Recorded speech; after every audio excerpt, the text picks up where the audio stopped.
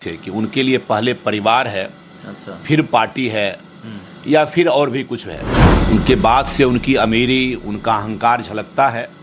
तो भाई आपको अमीरी, आपको मुबारक हो। तो जो आदमी अपने परिवार और सार्वजनिक जीवन में रहकर और उसके बाद भी अपने परिवार के प्रति ही उसका दृष्टिकोण हो, तो उसमें हम क्या कहें। तो उन्होंने चुनाव में मुझे हराने के लिए मेरे ही पार्टी के लोगों को भ्रम में डालने के लिए एक नैरेटिव चलाया। डॉक्टर संजीव तो ये भी कह रहे हैं कि भाई हमारे विधानसभा चुनाव जब हम लड़ रहे थे उस समय भी ये चुनाव प्रचार में आए और हमारे क्षेत्र में आके इन्होंने जो है लोगों को बरगलाने की कोशिश की। उसमें कोई लोजपा का कैंडिडेट था, आपने वहाँ जाकर कह दिया कि लोजपा है, भाजपा है, सब लोग वोट दीजिए।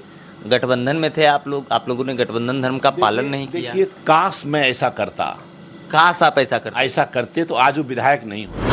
लोजपा ही भाजपा है, कर देते। अच्छा, तो वो ये 300-400 वोट से जो जीते ना, वो नहीं जीत पाते। तो अपने दामन में क्यों नहीं झांक के देखते। वो तो यहाँ तक कह रहे हैं कि आप जमीन की दलाली करते हैं, आपराधिक छवि के लोग हैं। अच्छा, अनिल देव हत्याकांड में मेन एक्यूज्ड के रूप में आपको देखा गया। मैं एक एक करके बातों का जवाब दूंगा। देखिए, मैं क्या करता हूँ ये उनको बताने की जरूरत नहीं है जी। दुनिया जानता है।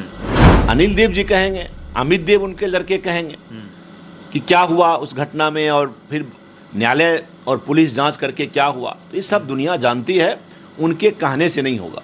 और वो जो इस तरह का आरोप लगाते हैं कि मैंने जो आरोप लगाया उन पर, उस आरोप का तो जवाब ही नहीं दिया कि आखिर कौन सी परिस्थिति थी, कौन सी महत्वाकांक्षा आपकी है, आप क्या बनना चाहते हैं, आरजेडी ने आपको क्या कहा जिसके कारण आप अपने ही दल के सरकार को, अपने ही दल के नेता आदरणीय मुख्यमंत्री नीतीश कुमार की सरकार को गिराने के आरोप लगे हैं। यह आरोप आप ही के दल के विधायक ने आप पर केस किया है, क्या ऐसा ही नहीं है। जी नमस्कार, स्वागत है आपका। मैं हूं अविनाश भट्ट, आप देख रहे हैं द न्यूज़ हॉल। देखिए, जब दो राजनेताओं के बीच बहसबाजी होती है तब जनता भी अपने कान खड़े करके उन तमाम चीज़ों को सुनती है। खैर, जैसा कि आप जानते हैं कि वो दो राजनेता कौन से हैं।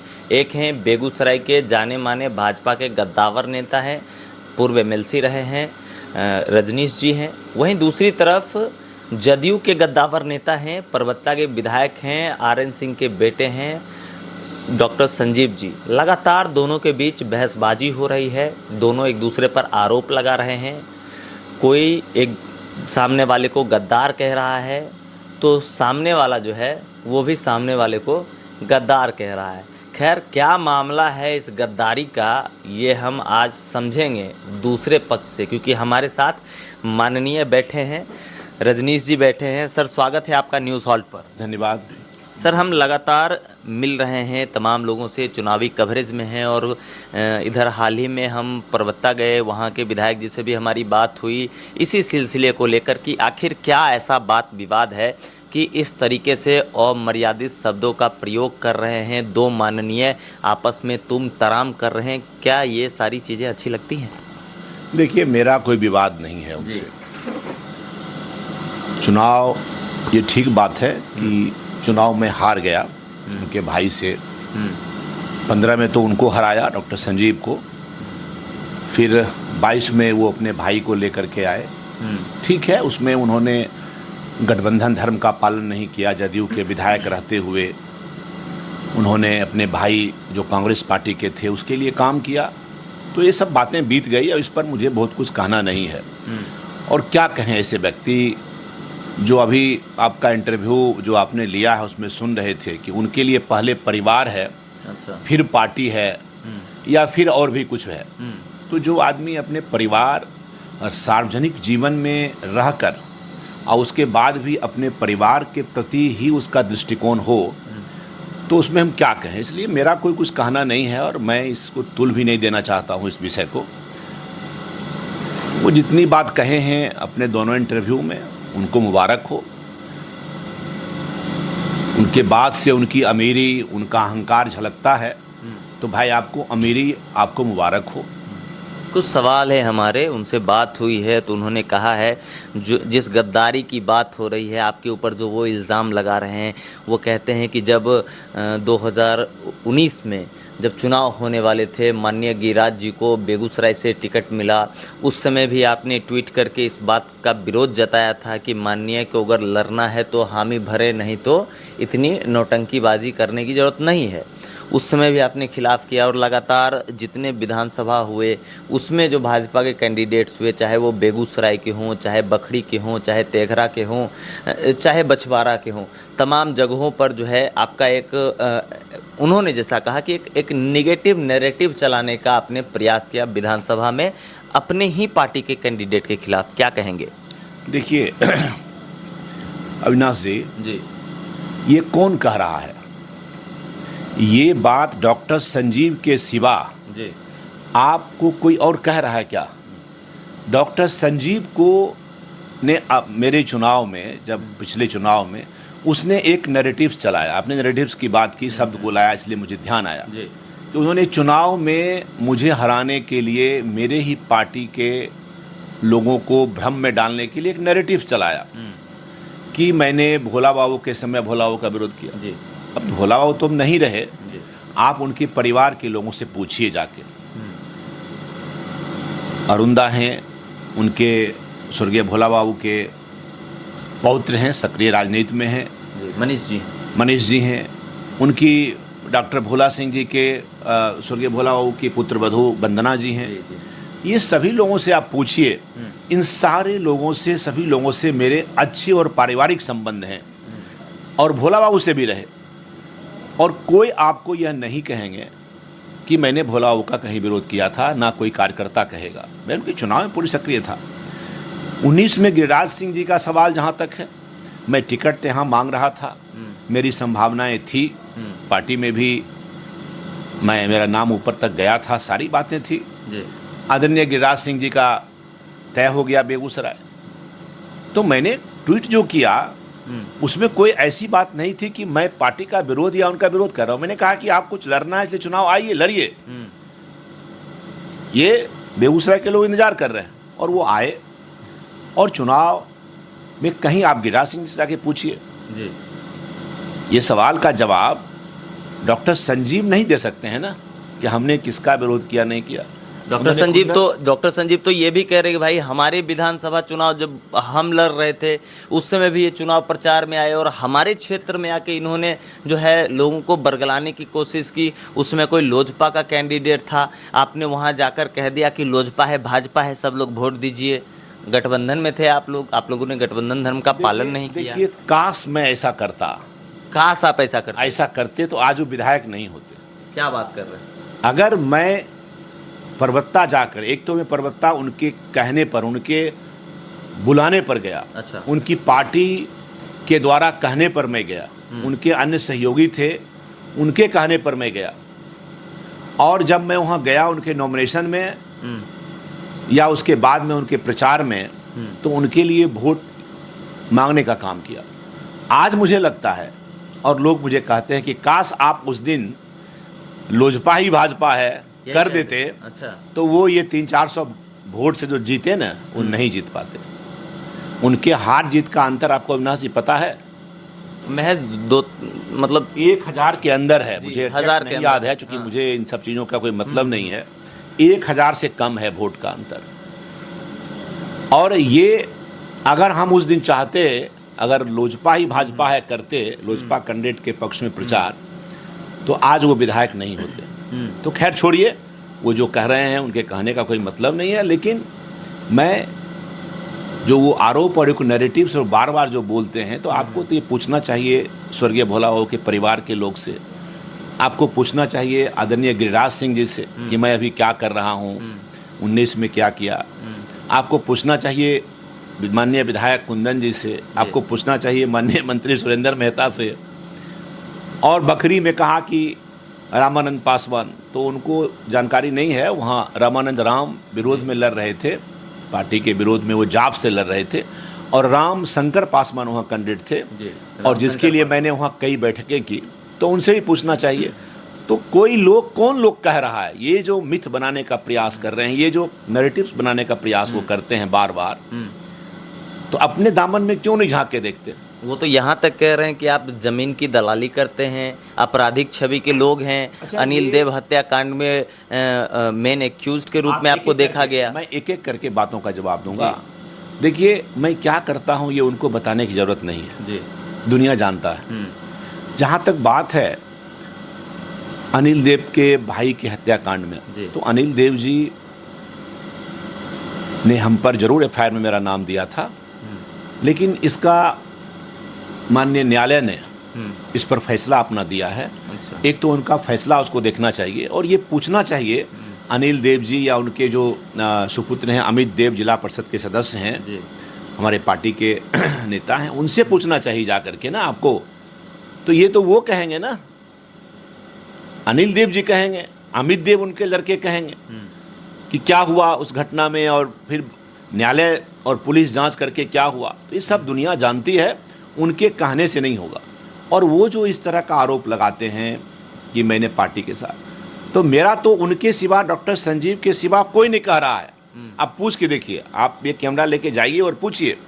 लेकिन मैंने जो आरोप लगाया उन पर, उस आरोप का तो जवाब ही नहीं दिया कि आखिर कौन सी परिस्थिति थी, कौन सी महत्वाकांक्षा आपकी है, आप क्या बनना चाहते हैं, आरजेडी ने आपको क्या कहा जिसके कारण आप अपने ही दल के सरकार को, अपने ही दल के नेता आदरणीय मुख्यमंत्री नीतीश कुमार की सरकार को गिराने के आरोप लगे हैं। और ये आरोप कोई मैं नहीं लगा रहा हूं, मैं फिर कहता हूं कि मैं नहीं लगा रहा हूं आरोप, डॉक्टर संजीव जी मैं नहीं लगा रहा हूं आरोप। यह आरोप आप ही के दल के विधायक ने आप पर केस किया है, क्या ऐसा ही नहीं है? आपने भी ये सवाल नहीं लिया उनसे? क्या आपके दल के विधायक के द्वारा आपके विरुद्ध इस आशय का केस हुआ कि आप दल के विधायक को तोड़ करके, खरीद करके, प्रलोभन दे करके और उसको सरकार के खिलाफ वोटिंग करने के लिए आपने अपहरण किया या उकसाया, और आपको किस तरह से लाया गया विधानसभा में? पूरा बिहार, पूरा देश देखा।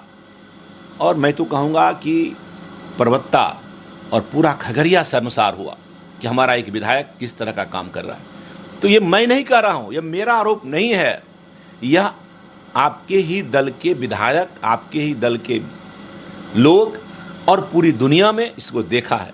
लेकिन आप जो हम पर आरोप लगा रहे हैं, स्वर्गीय भोला बाबू वाला बार बार ले आते हैं, गिड्डा जी का बात ले आते हैं, आप कभी कुंदन का नाम लेते हैं विधायक जी का, कभी सुरेंद्र जी का नाम लेते हैं। ये सबसे मेरे अच्छे संबंध रहे हैं और इनसे पूछिए जा करके, अगर वो कहेंगे तो ठीक है, लेकिन ये तो इनको पूछना चाहिए। संजीव कौन होते हैं इस बात का सर्टिफिकेट देने वाले?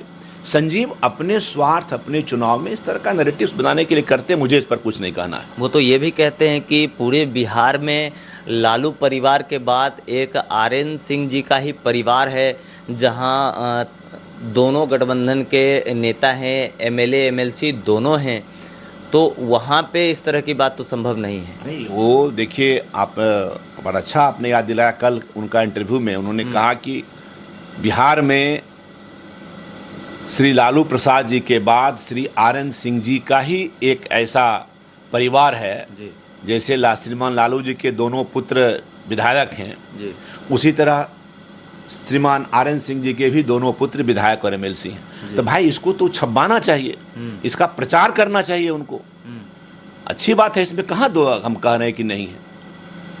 आप अगर अपने आप को तेजस्वी और तेज प्रताप समझ रहे हैं और अपने पिताश्री को लालू यादव के बराबर समझ रहे हैं, तो इसका तो प्रचार करना चाहिए पूरे बिहार में, पूरे देश में। अच्छा, तो इसमें कहाँ हमें कोई आपत्ति नहीं है। हम विधान परिषद के सदस्य अपने परिवार में अकेले हुए, जिला परिषद के सदस्य अकेले, मेरे परिवार से कोई वार्ड सदस्य का भी चुनाव नहीं लड़ा, कोई पॉलिटिकल बैकग्राउंड नहीं था। और मैं जमीन से एक कार्यकर्ता के रूप में काम करके जिला परिषद में जीता, जिला परिषद से फिर विधान परिषद में पार्टी ने कहा लड़ने के लिए, फिर दूसरी बार लड़ा, दूसरी बार जीता, तीसरी बार में हार गया। कैसे हारा, क्या हारा, छोड़िए उन बातों को। तो धनबल के आधार पर चुनाव जीत के, महज कुछ 100 वोटों से चुनाव जीत करके और वो अपने आप को तेजस्वी और तेज प्रताप समझ रहे हैं, श्रीमान लालू यादव जी के बराबर अपने परिवार को समझ रहे हैं, तो ये मैं क्या कह सकता हूँ इस पर, ये उनका अपना सोच है।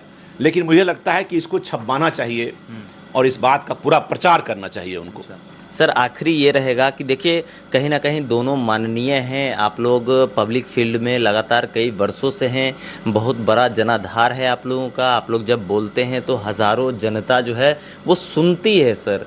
तो कहीं ना कहीं पिछले कई दिनों से जो माननीय आप दोनों के बीच जो भी अमर्यादित बातें हो रही हों, मैंने नहीं कहा, मैंने कोई अमर्यादित शब्द का उपयोग नहीं किया पहले। बाद में तो किए ना सर? बाद में भी नहीं किया, आप मेरा इंटरव्यू देखिए। मेरे शब्दों की मर्यादा कभी भी गैर राजनीतिक नहीं। उन्होंने तो कहा कि मैंने मंच से किसी का नाम ही नहीं लिया, मैंने बोला मंच से कि मैं जब मंच पर आता हूं तो गद्दार चले जाते हैं, तो फिर आपने अपने दिल पर क्यों ले लिया? तो वो क्या कहना चाहते हैं कि वो क्या कहना चाहते हैं? उनके आने के बाद या पहले बहुत लोग आए और चले गए, तो क्या सब लोग गद्दार थे क्या? अगर मैं उसमें से अगर मेरे नाम को लेके नहीं इशारा लेके कहा, तो किसके इशारे पर कहा? वो कौन सा अपने आप को तोप हैं वो जो आते हैं तो सब इस तरह की बात कहाँ से उन्होंने बोला? हम माननीय नीतीश कुमार के बहुत करीबी हैं। नहीं, अब माननीय नीतीश कुमार जी के करीबी हैं तो उनको करीबी मुबारक है, लेकिन मुझे तो नहीं लगता है कि करीबी हैं। अच्छा, अगर करीबी होते, भरे मंच पर कंधे पे हाथ देते हैं, उनसे बात करते हैं, तो ये तो दिखाता है। कंधे पर हाथ देते हैं कि गर्दन पर हाथ देते हैं ये मैंने नहीं देखा है। लेकिन आप माननीय मुख्यमंत्री जी की सभा बेलदौर में हुई, आप नहीं गए जी। आपको जाना चाहिए था, आपके ज़िले में आए थे आपके दल के नेता।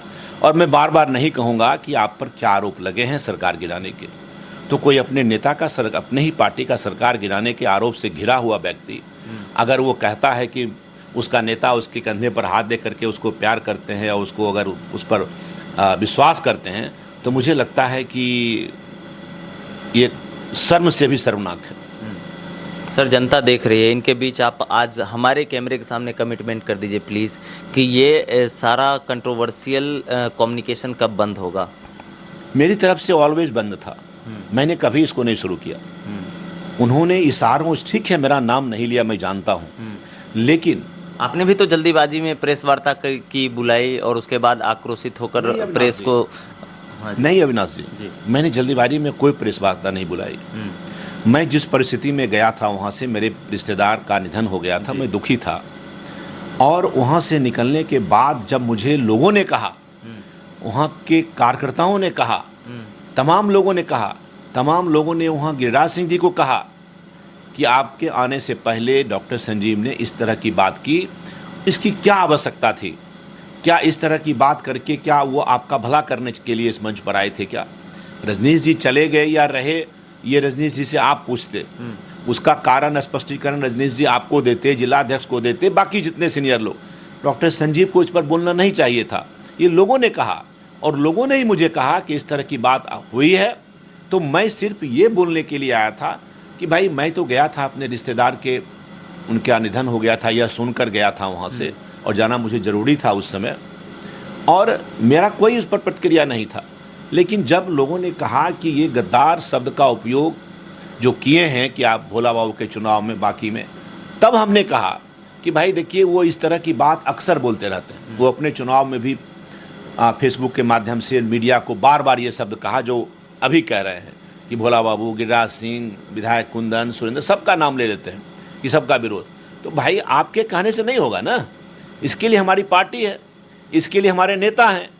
तो आप वो न कहेंगे कि मैं क्या किया नहीं किया, तो आप बार बार ये बोलते हैं तो मुझे जवाब तो देना पड़ेगा ना। अगर मैं चुप रह जाता अविनाश जी उस दिन, तो फिर एक बार यह मैसेज जाता कि मैं मंच का बहिष्कार किया, और यह भी मैसेज जाता कि जो आरोप लगाए उस पर मुझे कुछ नहीं कहना है, इसका मतलब उसका स्वीकारोक्ति होता मेरा। इसलिए मैं बोला।